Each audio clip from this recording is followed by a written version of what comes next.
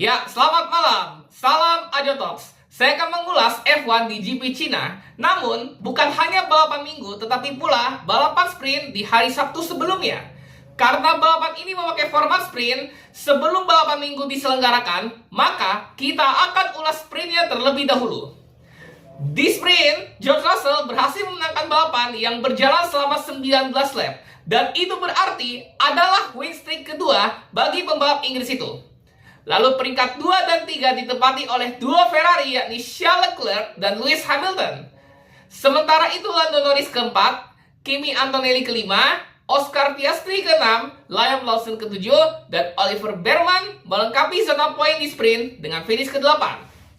Yang DNF di sprint ada Nico Hülkenberg karena masalah mekanis, Valtteri Bottas karena masalah power unit di lap yang sama, dan Arvid Lindblad karena kerusakan mobil akibat tabrakan di lap pembuka.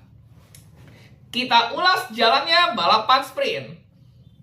Di sprint ini, George Russell langsung mempertahankan pimpinan sejak masuki balapan pertama. Namun Lewis Hamilton yang startnya sangat bagus langsung menyalip Russell di turn 9. Tak butuh waktu lama, Russell mengembalikan pimpinan balapan pada turn 14. Namun Antonelli mengalami start yang sangat buruk sehingga ia turun dari peringkat 2 menjadi peringkat 6. Sekaligus ia kontak dengan Isaac Hadjar yang membuat ia terkena penalti 10 detik. Russell saling battle antara duo Ferrari. Tak hanya Hamilton, rekan setimnya Charles Leclerc pun juga ikut battle hingga lap ke-6. Lalu di lap tersebut, Russell mulai menjauh dari duo Ferrari. Momen game changing dalam balapan ini terjadi pada lap 12 yang dimana Nico Hülkenberg terhenti di turn 1. Sesaat setelah Andrea Kimi Antonelli menyalip Charles Leclerc, safety car dikerahkan dalam balapan ini membuat pembalap yang berada di peringkat 6 besar memilih untuk masuk pit di lap 14. Termasuk Antonelli yang terkena penalti 10 detik, dia menjalaninya di pit stop, membuat ia tak perlu lagi terkena penalti saat ia menyelesaikan balapan. 2 lap setelah restart, McLaren gagal amankan podium, di mana Lando Norris kehilangan posisinya dari Lewis Hamilton. Dan hingga balapan ini berakhir, George Russell memenangkan balapan sprint, disusul oleh duo Ferrari yang melengkapi podium 2 dan 3. Lalu pada balapan hari Minggu, Andrea Kimi Antonelli berhasil meraih kemenangan perdananya dalam karirnya di Formula One. George Russell membuat Mercedes finish 1-2 dan Lewis Hamilton melengkapi podium. Ini adalah podium pertama bagi Lewis Hamilton bersama Ferrari. Charles Leclerc finish keempat, Oliver Bearman kelima, Pierre Gasly ke-6, Liam Lawson ke-7, Isaac Hadjar ke-8 lolos spin di lap pembuka, Carlos Sainz ke-9, dan Franco Colapinto melengkapi 10 besar. Ada 7 pembalap yang DNF dalam balapan ini, namun 4 diantaranya DNS. 3 pembalap yang DNF adalah Max Verstappen dan duo Aston Martin.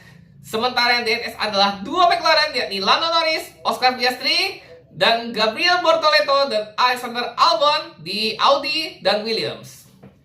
Kita menuju jalan balap. Pada balapan ini, Lewis Hamilton langsung melesat hingga ia memimpin balapan setelah keluar dari 2 belokan awal. Di belokan 13, Isaac Hadjar spin hingga ia merosot jadi peringkat 18 dan nyaris bertabrakan dengan Oliver Bearman. Namun tak butuh waktu lama, Antonelli kembali memimpin balapan setelah menyalip Hamilton di lap kedua. Di lini tengah, Max Verstappen alami start yang tidak bagus hingga ia menurun menjadi peringkat 17 sebelum turn 1. Sementara itu di belakang kedua, duo Cadillac kontak hingga Sergio Perez spin. Di lap ke-10, Aston Martin lagi-lagi harus DNF, di mana Lance Stroll terhenti di belakang kedua, membuat safety car dikerahkan dalam balapan ini. Karena safety car, Mercedes, Ferrari, dan salah satu Alpine memilih untuk masuk pit, membuat Colapinto langsung naik jadi peringkat 2 dan Haas dari Esteban Ocon naik jadi peringkat 3. Pasca restart safety car di lap 14, Colapinto dan Ocon disalip oleh Hamilton, Leclerc, dan Russell dalam 4 lap.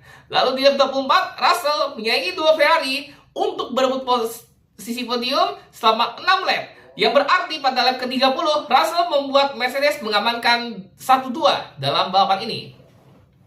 Namun di lap 33, Ocon dan Colapinto saling bentrok. Colapinto keluar dari pit di depan Ocon, namun Ocon selip, dia lost the rear, hingga membuat keduanya bertabrakan dan spin.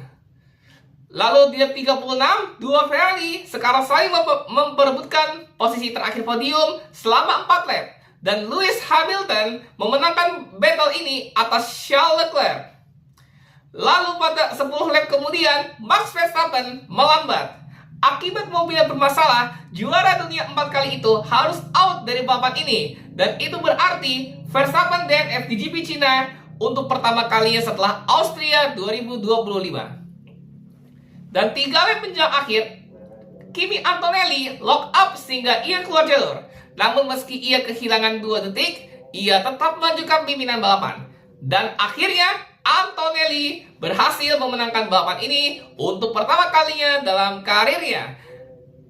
George Russell finish kedua, membuat Mercedes double podium, dan Lewis Hamilton akhirnya mencatat podium pertamanya bersama Ferrari. Itu saja ulasan balapan F1 di GP Cina. Antonelli akhirnya membuat Italia buka puasa kemenangan setelah 2 dekade, yang dimana Giancarlo Fisichella menjadi pembalap Italia terakhir yang memenangkan balapan F1 di GP Malaysia tahun 2006, yang berarti Antonelli 5 bulan lagi baru lahir pada saat itu. Bahkan Antonelli juga menjadi pembalap termuda kedua yang memenangkan balapan tepat setelah Max Verstappen di Spanyol 2016. Dan setelah musim sebelumnya, Lewis Hamilton bergabung dengan Ferrari. Di tahun ini, Lewis Hamilton mencatat podium pertamanya untuk tim kuda jingkrak itu. Dan tim yang sangat apes adalah McLaren, yang dimana 2 pembalapnya gagal start akibat masalah kelistrikan, membuat tim juara bertahan ini terklasifikasi di top start sejak Amerika 2005. Karena mereka mundur dengan alasan keamanan, di mana era perang ban antara Michelin versus Bridgestone masih berlanjut hingga 2006. Yang dimana saat itu Ralf Schumacher tabrakan yang membuat ban Michelin mundur dari balapan itu. Dan untuk Piastri, ini adalah DNS streak kedua setelah ia kecelakaan di balapan tuan rumahnya sendiri saat cycling lap. Dan sampai ketemu lagi di GP Jepang pada tanggal 29 Maret nanti. Karena balapan di GP Cina ini digelar tepat di hari ulang tahun saya yang ke-28, saya ingin mengucapkan terima kasih atas ucapan-ucapannya. Thank you for your birthday wishes and vielen Dank an der Geburtstagswünsche. And as always, if I want to closing, thank you for watching this video. Goodbye.